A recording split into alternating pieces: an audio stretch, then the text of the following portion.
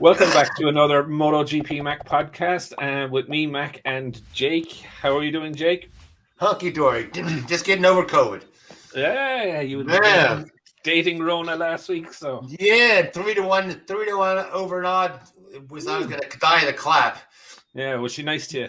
Yeah, well, they always talk nice to me. They do, they do, Yeah, they do, they do. love you, Jake. Oh. That's it. Jake is on his best behavior tonight, as you can see already.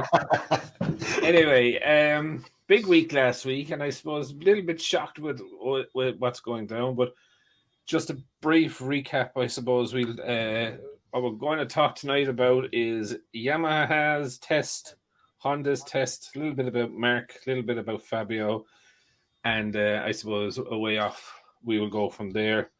But just before we get started, very sad news if you're a British Superbike fan.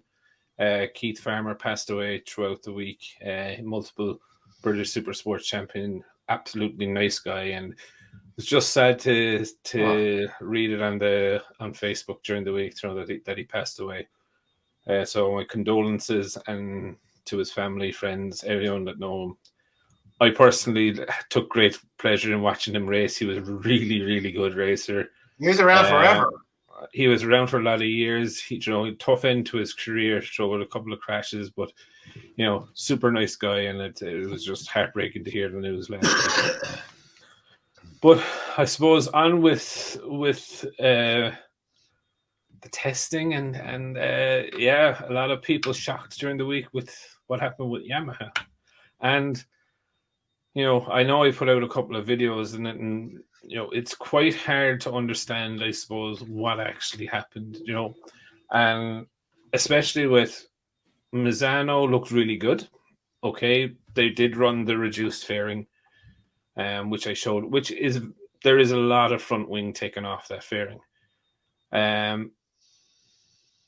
Crutchlow had it out the week before in Jerez and said it's a rocket. Yeah. And at first I thought they were talking about the race, and I thought that's bullshit. But then I remembered there's actually some testing they can do. And yes. I said, oh, it was the test, not the thing. I said, then it kind of made sense. Okay. Yes. Sorry to interrupt. Yes. And that's actually a topic we'll put on to the end of the list, is just testing, just to give people an understanding of. Yeah, we didn't know it. I got to go and get all nerdy and read the actual technical regulations for the FIM 2022 about testing. Yeah, wear my glasses. But yeah, look, I was quite surprised, and I was on the stream, and a lot of people on the stream were like, "When's the 2023 engine coming out?" Do you know what I mean? And there was no increase in speed. He did a 320. He did a 327 kilometers an hour in a slipstream, is what he said. During the race, he did 330 in slipstream. Yeah, makes sense. Okay, with the high downforce on in the race, or the duckbill one. But yeah, I don't know. Was it engine mapping? Have they backed the power off completely? Do you know what I mean? Was that just about putting time on the engine and seeing what they did? Because they did a number of people got into the 80s, but I think Fabio did 92 laps, and I think Franco did 89 laps. So they're in and around, it's a very similar amount of laps to have a test program that was in place. Do you know what I mean? Mm-hmm. So were they working on a mapping? Do you know what I mean? Like Ducati? Were they working to map that engine right for drivability and have a party mode for qualifying that they need? But look, saying that, what is very concerning is that Pecco did 335, right? At the end of the straight. Not the fastest of the whole race weekend, but in testing he did 335. At the race weekend, Zarco or the Beast did 337. But I suppose my point is that the gap hasn't seemed to narrow it, and even if they get to 330, 327, yeah, they're still 8 miles or 8 kilometers an hour down on where they should be. So for me, it's a bit worrying, I suppose.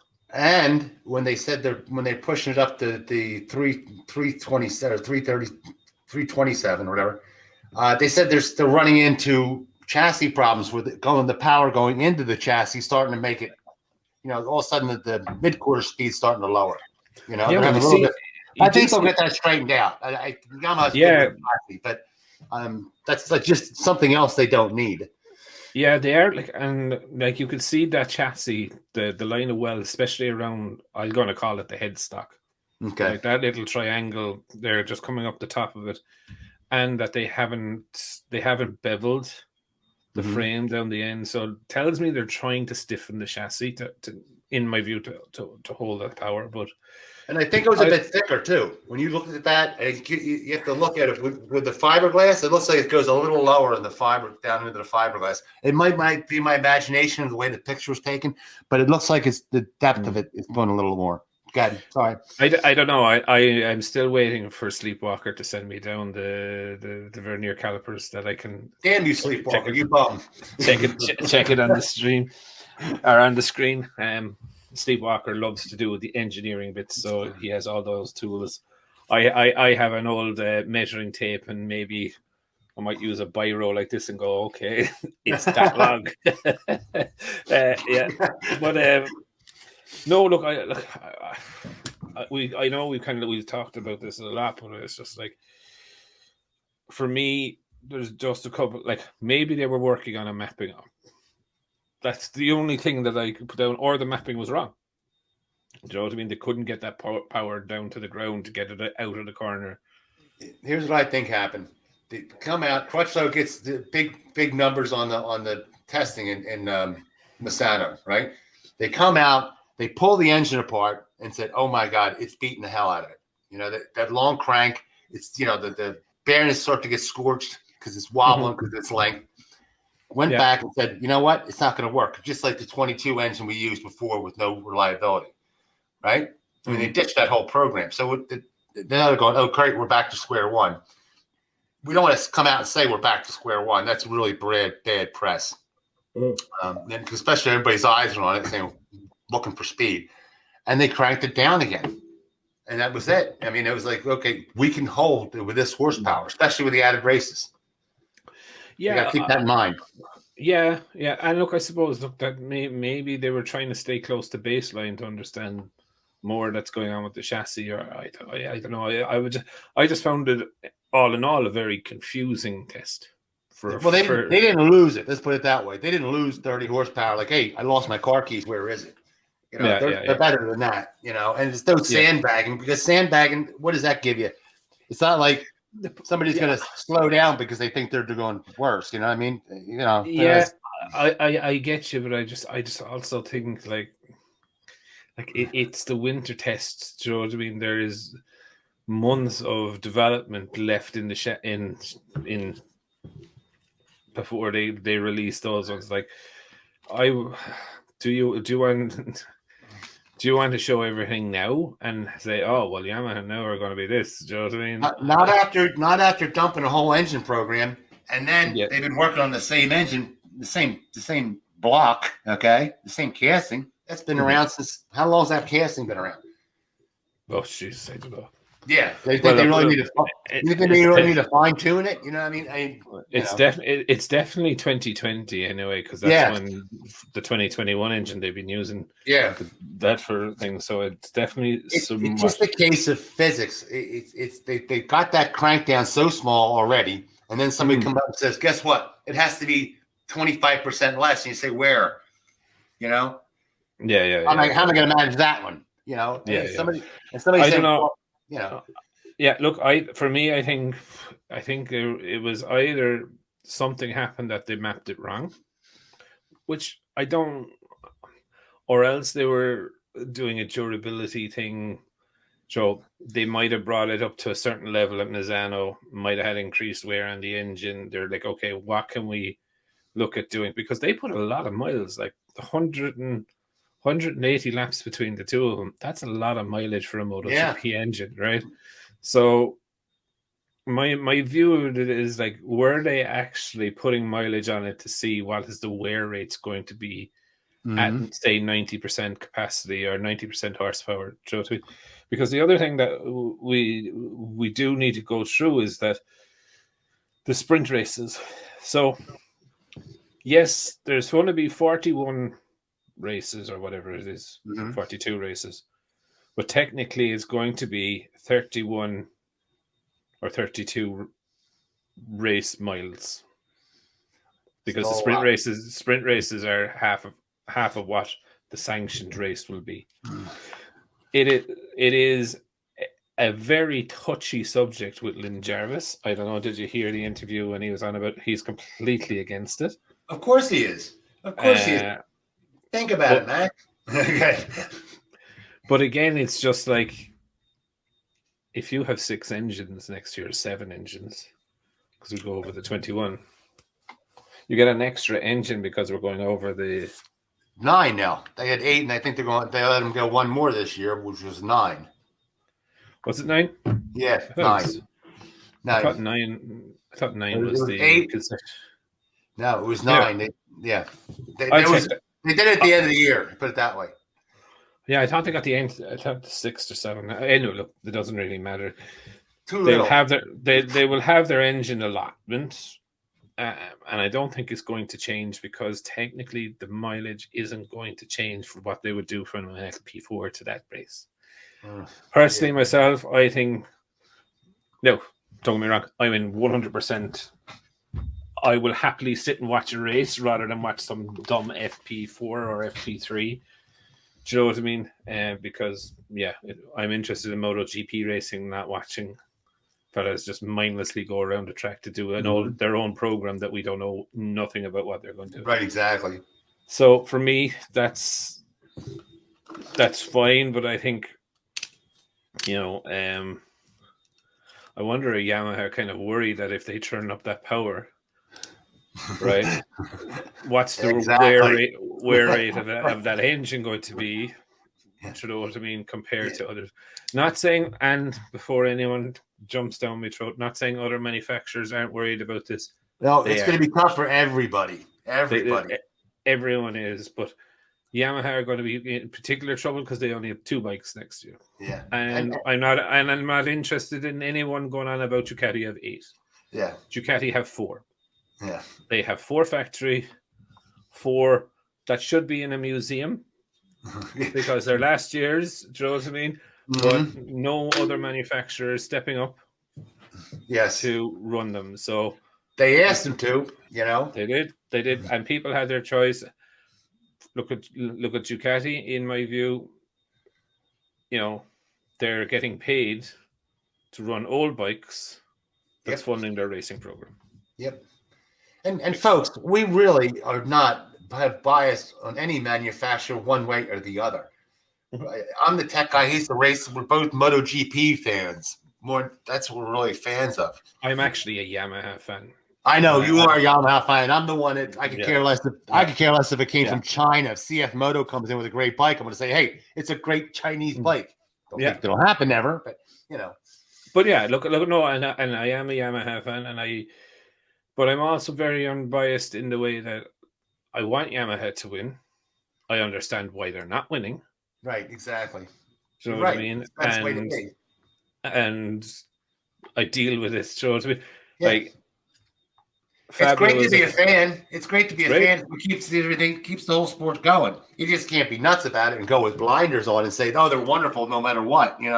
But they are like they are wonderful. Like, would I go if I had a choice of my bike to sit on at, like, say, one of the MotoGP events? You can go up and you can sit and bike, right?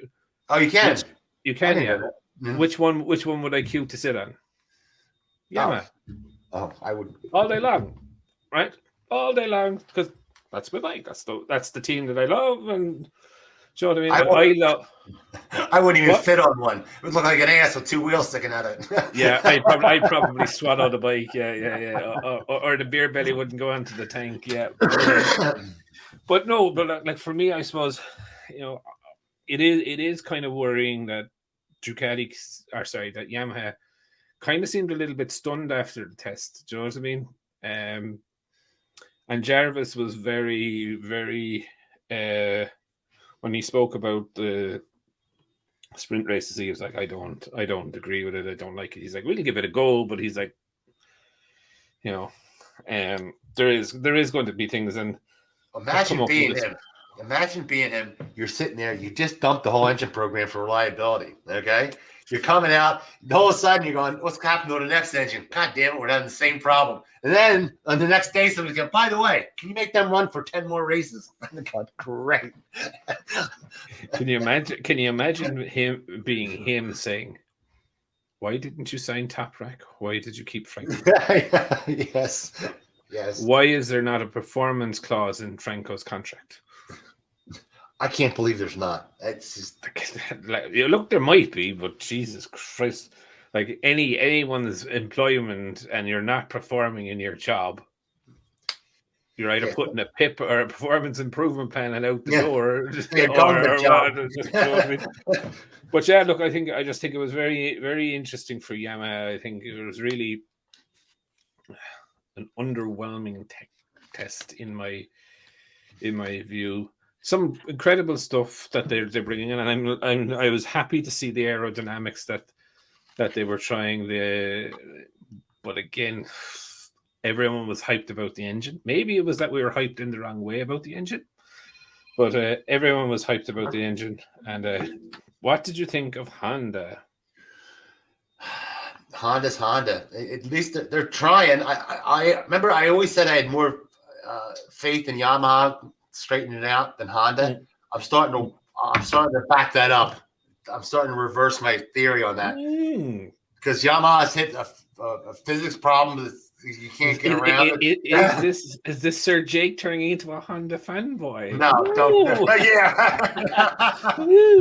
I will if they. I tell you, if they came out tomorrow with a great bike, I'd be the first one to say yes. They have a great bike. Like I say, I have no bearing on it. I'm a brand whore. I whoever has the best, you know. Okay. But they're just. I'm sorry. Their engineering department is just weak, and they're trying like hell, but they're just going nowhere, spinning wheels. Yeah, we have a saying in Ireland here that throw shit at a wall until it sticks. Yes, that's international. That's what they're doing, right? I think they've taken every single part that they've tested that might have brought them a new, might have felt a little bit better, or any slight little bit of positivity. Right, well, let's just throw it all onto this bike and let's see where they are. And like Marc Marquez doing 50 laps, and I think his comment at the end of it was, for me, was just like brutal. Like, do you know what I mean? Yeah, well, for him it's brutal. Yeah, he's usually now they need to go do their jobs now. So I've given my feedback. They need to sort that out. And I was like, usually if the wheel falls off, he'll say it has promise. You know what I mean? Yeah. It was a weight loss program, you know. But for him to come out and say, go to work.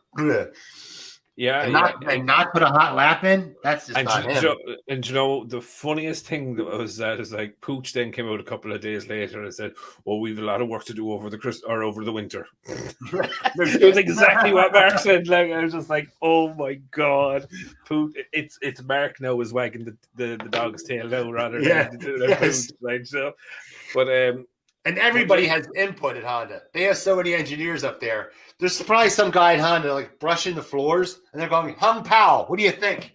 You know, I don't know.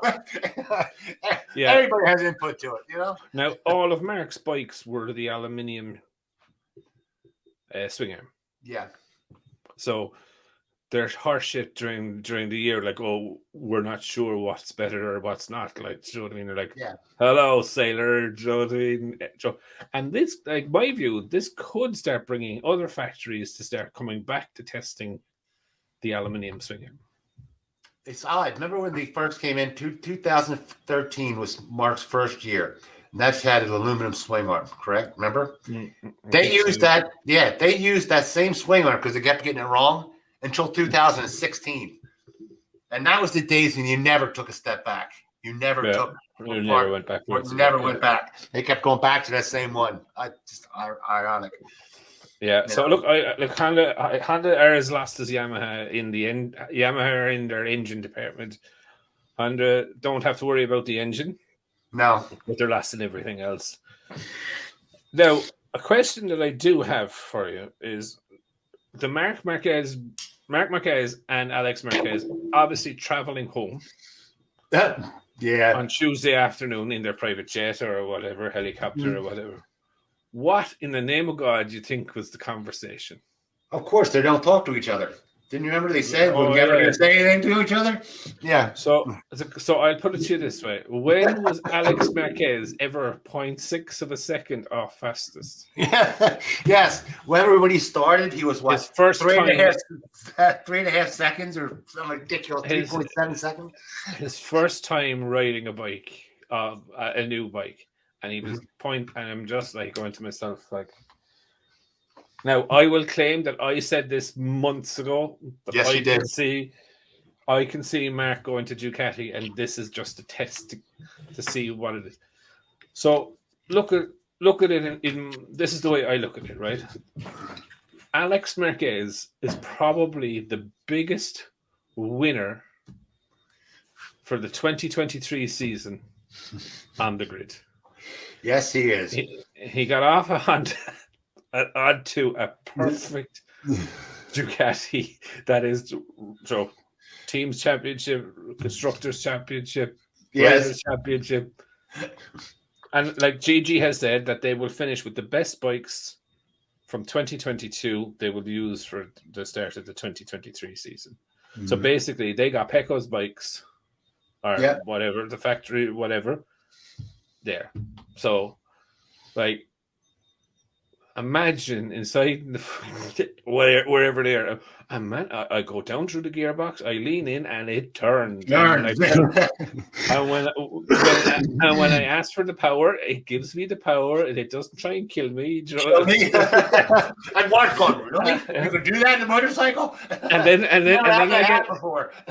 I get to the next corner, and I brake, and then I turn, and then I ask for the power, and it's just now. How do Ducati stop the flow? Like this is the other question. Then it's like Alex Marquez's updates. Oh, they're going to have to be minimal, and they're going to have to be very, I suppose, how would say, get on it and ride. Yeah, exactly. What's different? Oh, you'll find out. Yes. How does it work? Will not be discussed. What's it for? Will not be discussed. Why? Because you're going to give it to your brother, who's going to give it to Gotcha, but not that much. So like, you know, you'll see a Repsol Honda Ducati. Do you know what I mean? Ish, right. But it's a very interesting concept. How Ducati are going to, how would I say, stop the leakage of? Oh, it's going to bleed. It's going to bleed. They're already copying him to begin with. So. Yeah, but what I'm talking about now is like I know the feeling when you activate the rear ride height device coming into the corner. This is how you do it, but this is actually how it's working and what it's doing and how it feels. Right. And I know it sounds stupid, but like a really good engineer can translate that feeling into it. And they're like, okay, so I know ours feels like this. He's saying it feels like this. We need to find how this feeling and this feeling mechanically. How do you get there? Right. So I just think, and it was just one of the things that I was like, firstly, their conversation after it was like, well, I'm sick shit of this fucking bike. You know, I'm delighted with life. Do you know what I mean? I'm happy. 0.6 of a second off, nearly as fast as you, and it's my day one on the bike. What is the first thing Mark's seen is his brother going, yeah. AKA your season is fucked, bro. You know, I might be the top Marquez next year. We're waiting a long time for this. Oh boy, and I'm going to rub it into you, motherfucker. But anyway, No, look, I just thought and then I was kind of like, oh, what's going to happen with all the data transfer? Because like what's in your head is in your head, and like Jack Miller, or even like I mentioned this, like Rins, Jack Miller, Mir, like Rins and Mir on the Honda, right? Right. Their first impression or their first feedback that they gave is like, or will give, is the most crucial, and that's probably worth majority of their 2-year salary. And that's why they jumped them right onto the prototypes, if you noticed. No, they went the old ones first. So they went the current models first. I'm sorry. I was thinking of Jack Miller and KTM. And Jack went on to Jack was in between the old one and the new one, but he was mainly on the new one. Mm-hmm. But like that feedback, and even Paul's one, those feedbacks are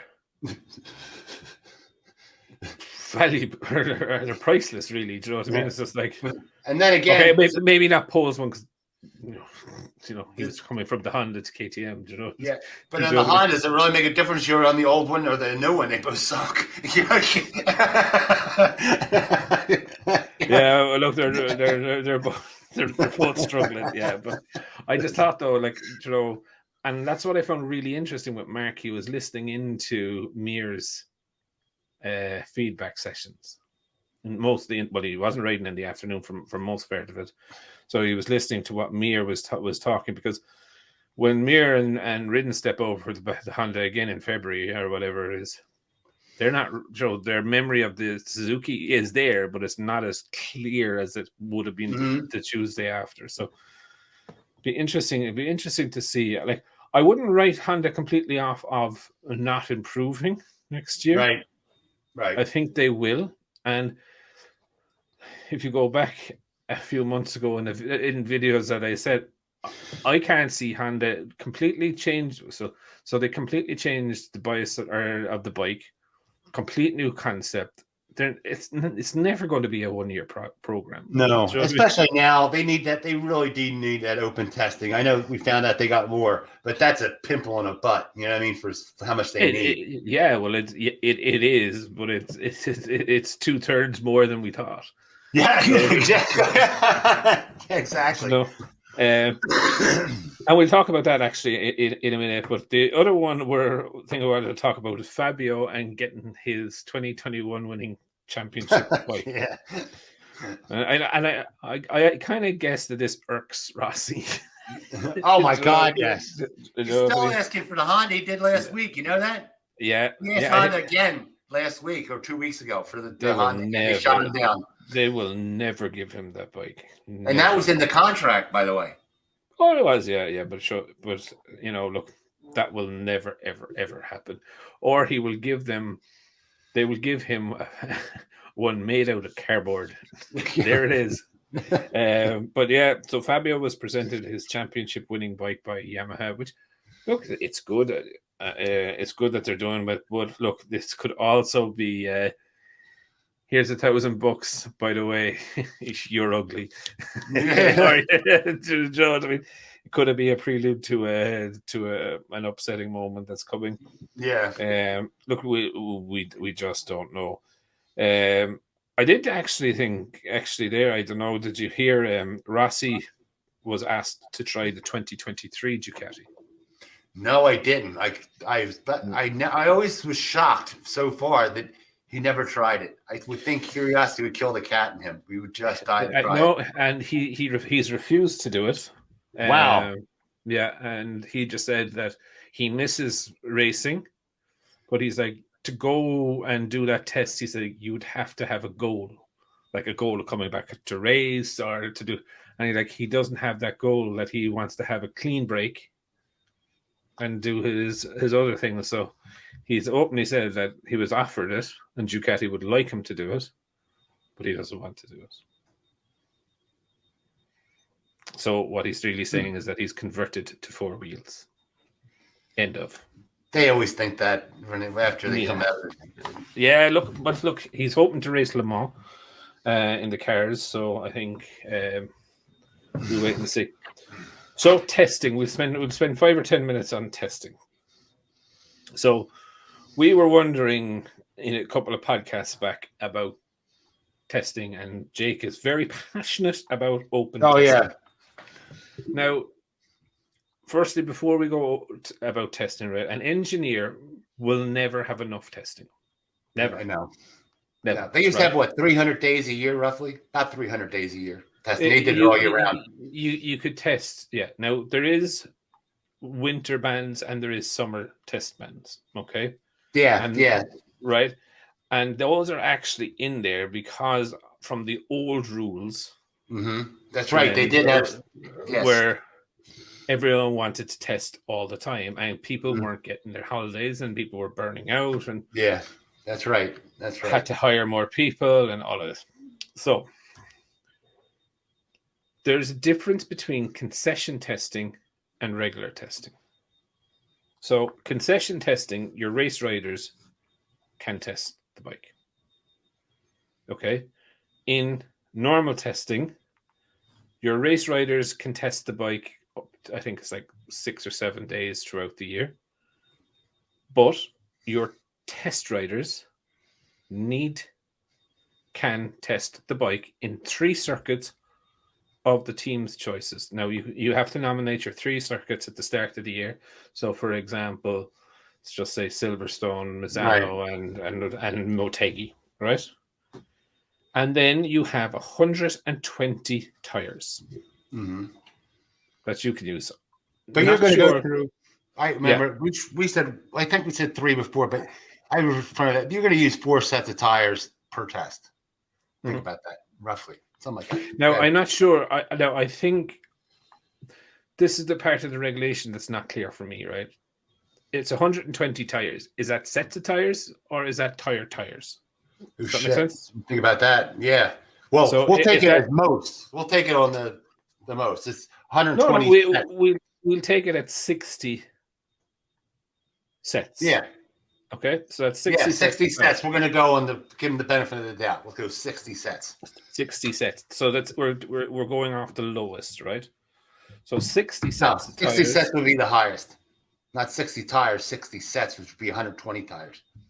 Yeah, but or rather than 120 sets.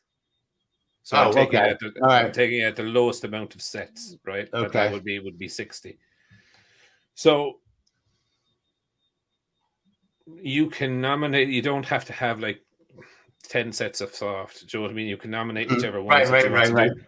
And you do need to give I believe a provisional calendar because they are going to be race tires. So the manufacturer will need to know how many sets, or when to use the sets, or when do you need the sets, or what sets you need, and whatever. So it's 60 sets, 4 sets per thing is 15 days testing that your test rider can use.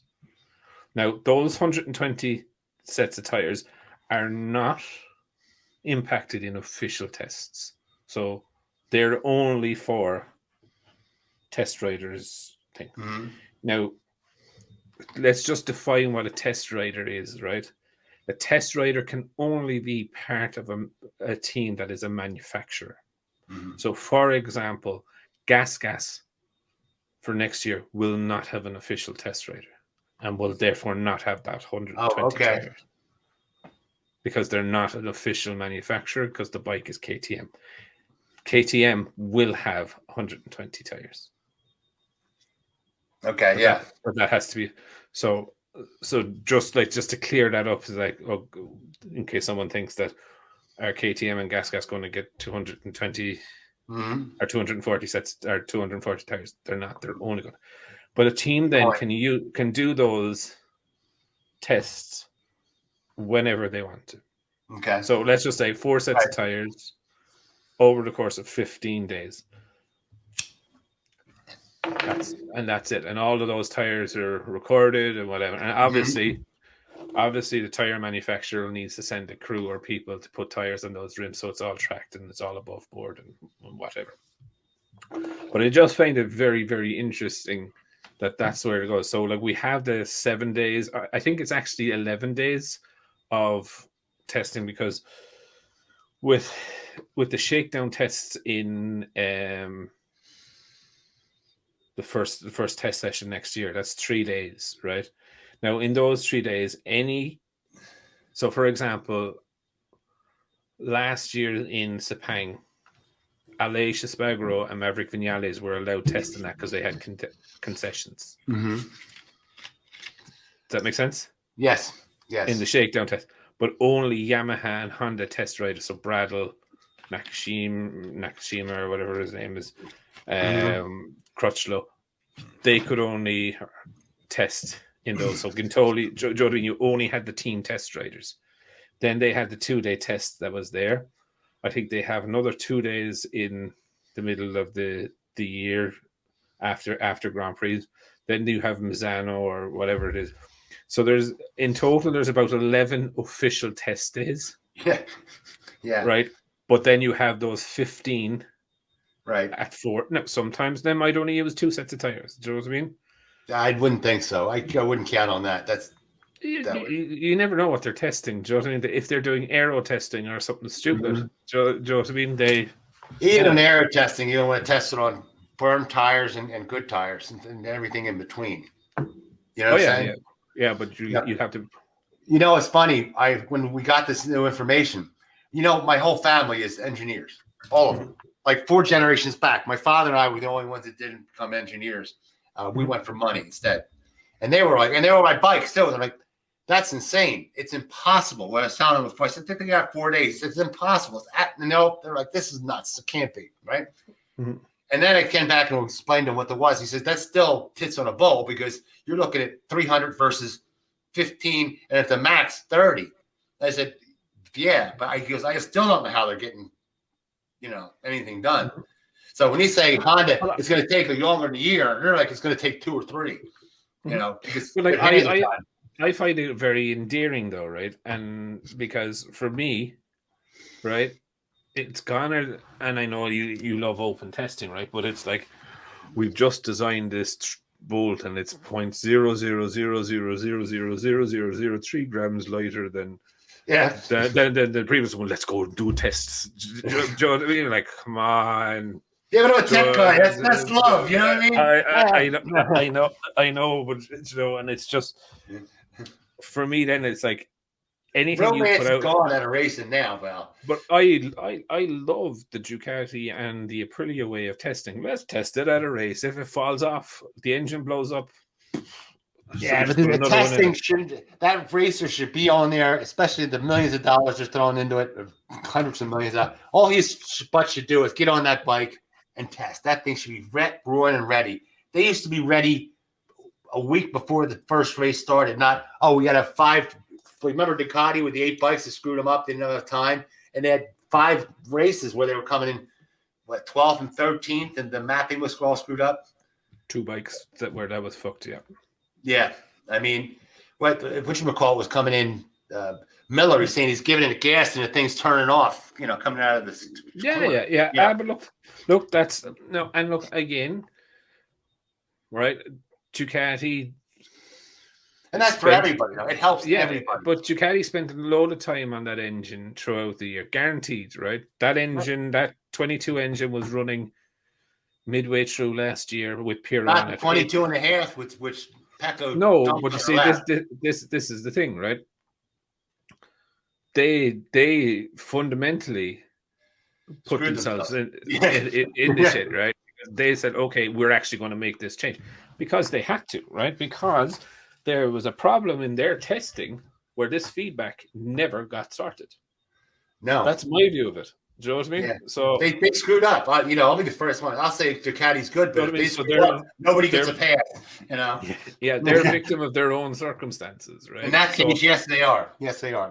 Joe, and like for me, fucking serves them right. Joe, you change your engine the week before a race, and the fucking thing has to be homologated, so you can't change it back.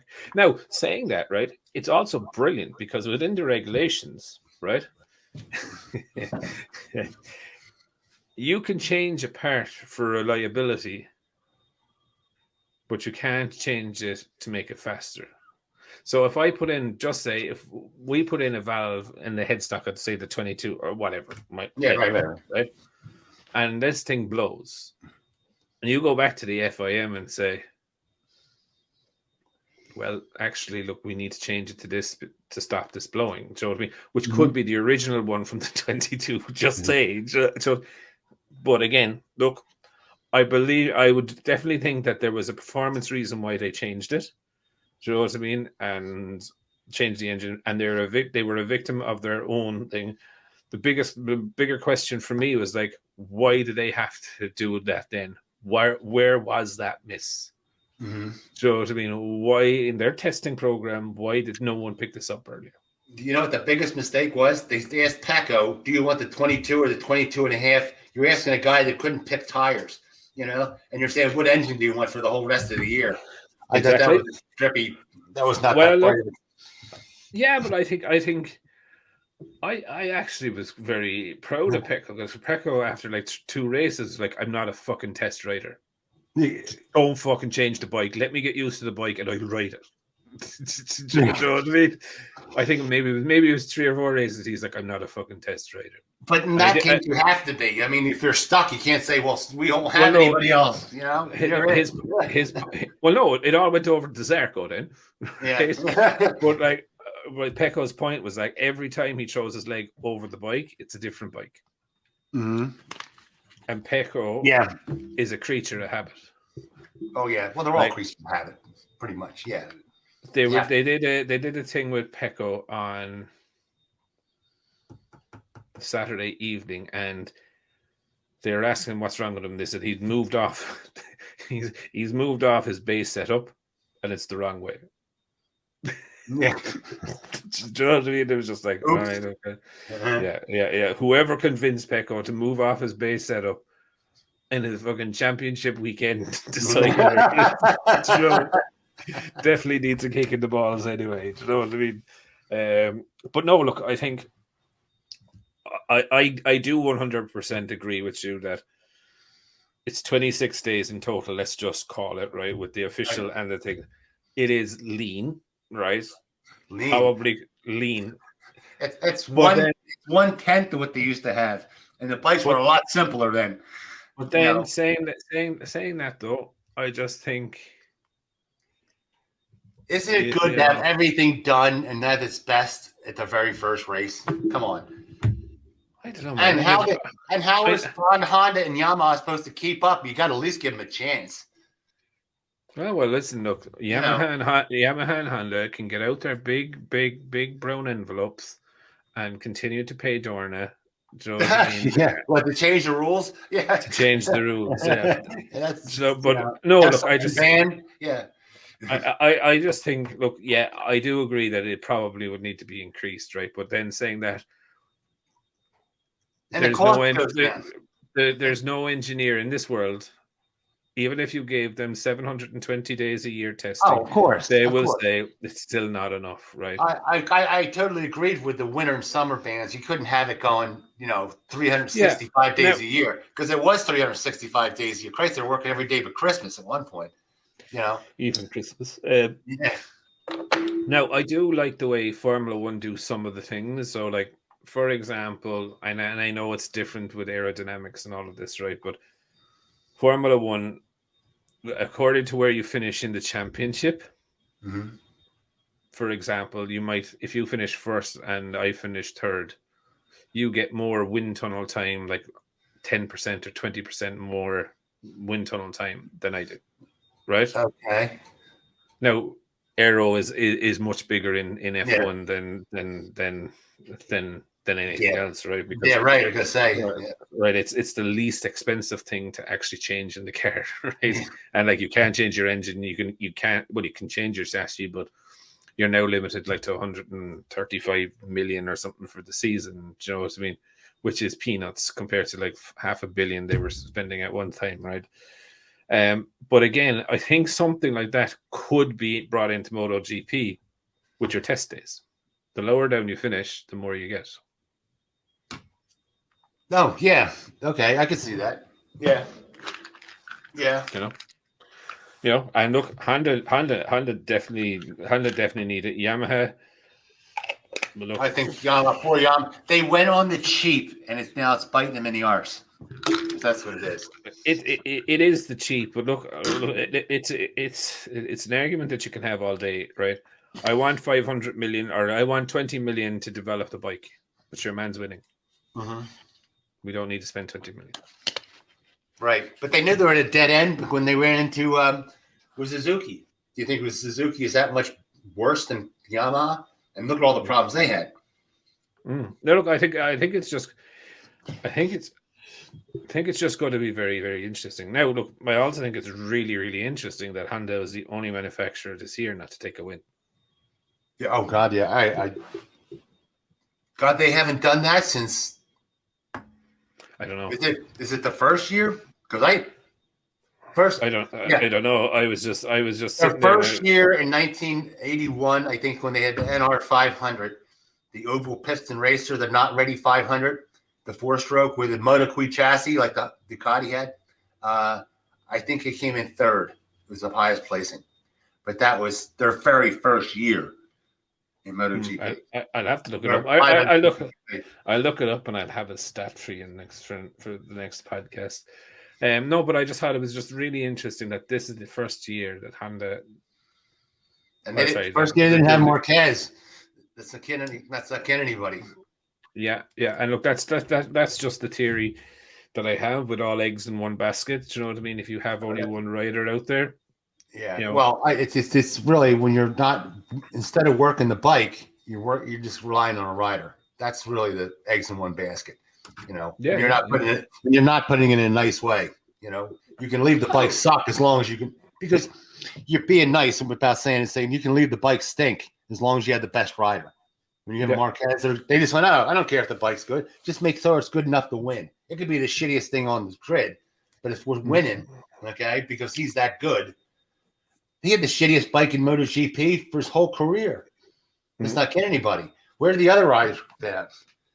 Pedrosa won a couple races because everybody broke down in front of him or crashed in front of him. I mean, a couple of them. No, Danny was a good. He did rider. Do a couple. And Danny was a phenomenal rider.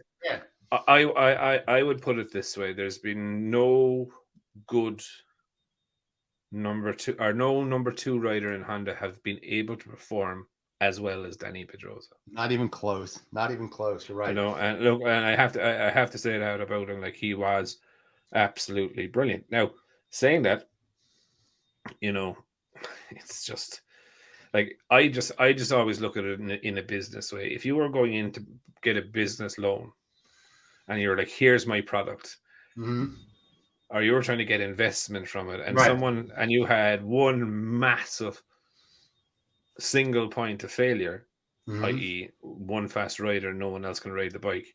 Yeah. You would be laughed out the door of any bank or any investment place because you have that major single point of failure. Like, if we took Fabio and Pecco out of the championship this year, right? We still don't have a Honda anywhere near it, but we do have a number of bikes or number of manufacturers within it with at least 2 bikes, except for Honda. And Yamaha. And I was gonna say Yamaha. Yeah. Do you know what I mean? And that's always my point, is that you don't have to have an alien. Sorry, okay. You have your alien and you have a good number 2.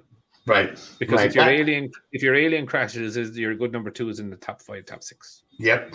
That's points. Where they need Top Rack back. You know, that's why they need Top Rack in MotoGP. No, I'm not convinced Top Rack. I think it'll take 2 years for Top Rack to get up to speed. I think he'd be very quick on occasions in his first year, but I think the whole strategy compared to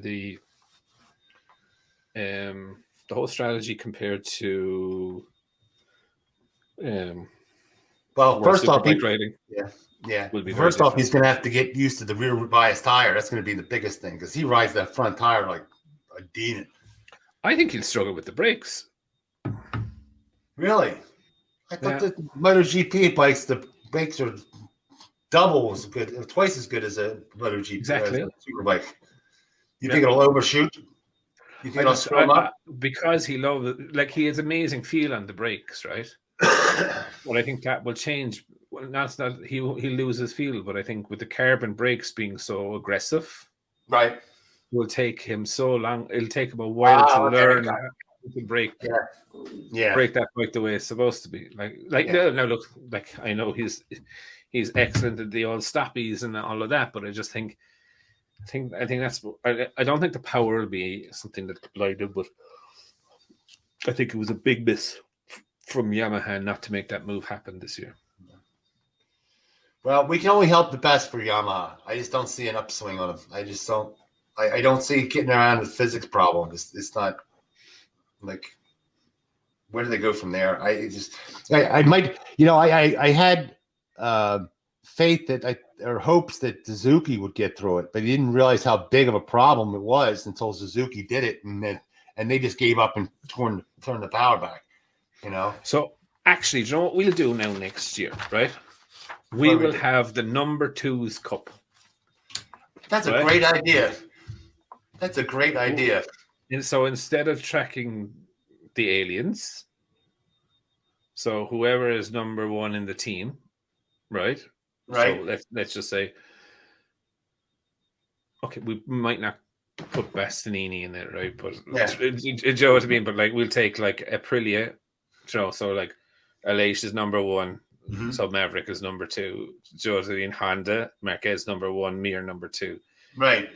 And let's just see who has the best number 2 rider. The runners-up cup. The great race, but you're not in part of it. One. But yeah, I think I think it would be like really interesting to see it. Like, and I know, look, like I know people are like, oh look, Marquez is out. The bike wasn't being developed properly. The bike was being developed. Yes, it was. That's right.